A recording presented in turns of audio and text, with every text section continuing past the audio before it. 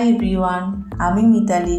ত্রিতারার পক্ষ থেকে জানাই সকলকে অসংখ্য ভালোবাসা, আর আমার তরফ থেকে জানাই সবার শুভকামনা ও আন্তরিক শুভেচ্ছা।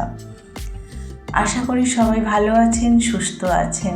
আজ অনেক দিন পর আবার একটি নতুন ভিডিও নিয়ে হাজির হলাম।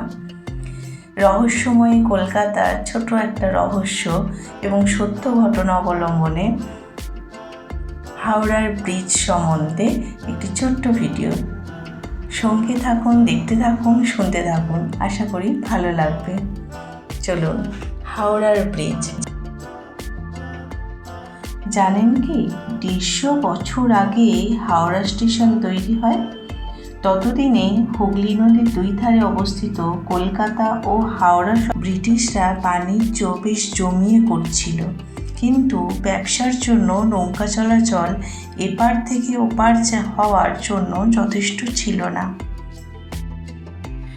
1874 সালে 22 লক্ষ টাকা খরচ করে ব্র্যাডফোর্ড লেসলি প্রথম হাওড়া ব্রিজ তৈরি করেন।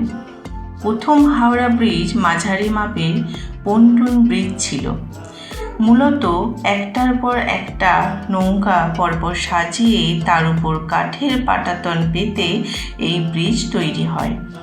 তাকে বলে ভাসমান পন্টুন ব্রিজ। এই ব্রিজের একটা বড় সমস্যা ছিল, যা হলো সারাদিন 24 বার খুলতে হতো, কারণ ব্রিজ না খুললে জাহাজ বা স্টিমার চলাচল বন্ধ হয়ে যাবে। আর যতক্ষণ এই ব্রিজটা খোলা থাকতো ততক্ষণ ব্রিজের দুই ধারে ট্রাফিক জমে যেত। এইভাবে প্রায় 63 বছর কেটে গেলেও ততদিনে হাওড়া স্টেশন আকারে বেশ বেড়ে গেছিল। 1911 সালে নতুন করে হাওড়া ব্রিজ গড়ে তোলার কথা উঠলেও প্রথম বিশ্বযুদ্ধের জন্য ডেট পিছিয়ে তা 1937 সালে পৌঁছালো। ততদিনে ব্লু প্রিন্ট সহ টাকা জোগাড় করে নিয়েছিলেন ব্রিটিশরা। কোনো নাটবল্টু ছাড়া, পিলার ছাড়া কামাল দেখালো তৎকালীন ইঞ্জিনিয়াররা এবং টাটা স্টিল, এবং এক ভাসমান পিলারহীন হাওড়া ব্রিজ তৈরি করলো। বর্তমান যুগে এই হাওড়া ব্রিজ তৈরি করতে প্রায় 26,500 টন ইস্পাতের প্রয়োজন ছিল। তা তৎকালীন সময়ে ইংল্যান্ড থেকে জোগাড় করা সম্ভব ছিল না। মাত্র 3,000 টন ইস্পাত এলো বাইরে থেকে, বাকি 23,500 টন জোগাড় দিল টাটা স্টিল। এই বিশেষ ধরনের ইস্পাতের নাম হলো টেস্ক্রম।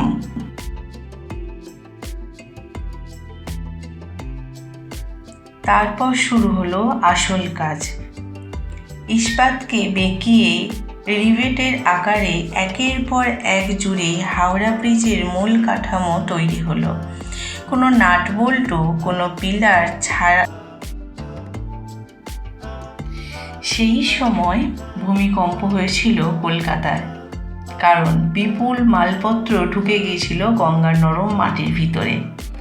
একটা মন্দিরও ভেঙে পড়ে। তখন দ্বিতীয় বিশ্বযুদ্ধ চলছিল সমগ্র বিশ্বজুড়ে। জাপান ছিল ইংরেজদের শত্রু। ইংরেজদের মূল ঘাঁটি ছিল তখন কলকাতা। তাই যে কোনো সময় জাপানিরা কলকাতায় বোমা ফেলত। এই ভয়াবহতার ফলে কলকাতার ভিক্টোরিয়া মেমোরিয়ালকে কালো রঙে মুড়িয়ে ফেলেছিল ইংরেজরা। সেই সময় নীরবে কাজ করছিল breath, wait, born and change কোম্পানির কর্মচারীরা, এবং 1942 সালে তৈরি হলো 269 ফুট উচ্চ, 71 ফুট চওড়া খুলে দিল হাওড়া ব্রিজ ইংরেজদের দলেরা। কোনো উদ্বোধন না করার কারণ ছিল তৎকালীন চলা বিশ্বযুদ্ধের জন্য, যা এই 2.5 কোটি টাকা খরচ করে বানানো ব্রিজের উপর ফলাফল ফেলতে পারত। তারা গোটা বিশ্ব থেকে লুকিয়ে রেখেছিল এই হাওড়া ব্রিজের জন্মের কথা। প্রথম যানবাহন যা চলেছিল এই হাওড়া ব্রিজের উপর তা হলো যাত্রীবাহী খালি কামরার ট্রাম। 1993 সালে অবধি ট্রাম চলেছে এই হাওড়া ব্রিজের উপর, তারপর বন্ধ করে দেওয়া হয় কারণ হাওড়া ব্রিজে চাপ পড়ছিল। একটি বিখ্যাত কিংবদন্তি যে হাওড়া ব্রিজের নাকি চাবি আছে, যা দিয়ে এই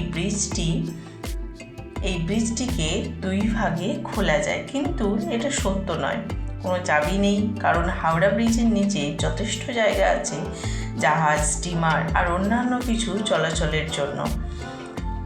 আর একটা মিথ্যা রয়েছে যে 100 জন মানুষের নরবলি দিয়ে এই হাওড়া ব্রিজের দুই ধারে পিলারের নিচেই পোতা আছে, যার ফলে হাজারো ঝড়ঝাপটা পেরিয়ে এই ব্রিজটি এখনও সুরক্ষিত আছে। তা একেবারে সত্য না, পুরোপুরি মিথ্যা ঘটনা, তাই গুজবে কান দেবেন না। এক বিশেষজ্ঞ বলেছিলেন হাওড়ার ব্রিজ ভেঙে পড়লে নাকি 12টার সময় পড়বে, তো উনি বলেননি এটা দিন 12টা নাকি রাত 12টা। তাই গুজব আছে যে হাওড়ার ব্রিজ নাকি 12টার সময় দিনের বেলা বা রাত্রিবেলা বন্ধ করা হয়।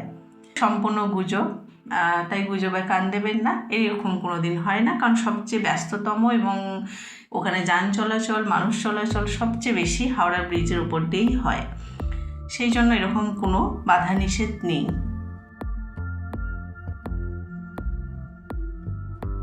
হাওড়ার ব্রিজ আমাদের গৌরব, আমাদের ঐতিহ্য। যখন রাতের অন্ধকারে আলো জ্বলে ওঠে, তার চারিদিকে এত সুন্দর দেখায়, সত্যি খুব ভালো লাগে এই ভেবে যে আমি এই দেশের মানুষ, আর এখানে এমন সুন্দর ঐতিহ্য আছে আমাদের কাছে। তো সকলের কাছে এটাই অনুরোধ, আমার ভিডিওটা সবার কাছে শেয়ার করে এটা জানিয়ে দিন যেটুকু ক্ষতি হয়েছে পান গুটকা থেকে, সেটুকু আর যেন না বাড়ে, আর যেন কেউ গুটকা পান এইসব খেয়ে ফেলে যেন নষ্ট না করে দেয়। যদি ফেলার হয় ডাস্টবিনে ফেলুন এবং নিজের দেশকে রক্ষা করুন। দেশের সৌন্দর্য বাড়িয়ে রাখার দায়িত্ব আপনার নিজের, আমাদের সবার। তাই নিজেদের দেশের ঐতিহ্যকে সুন্দর করে তুলুন।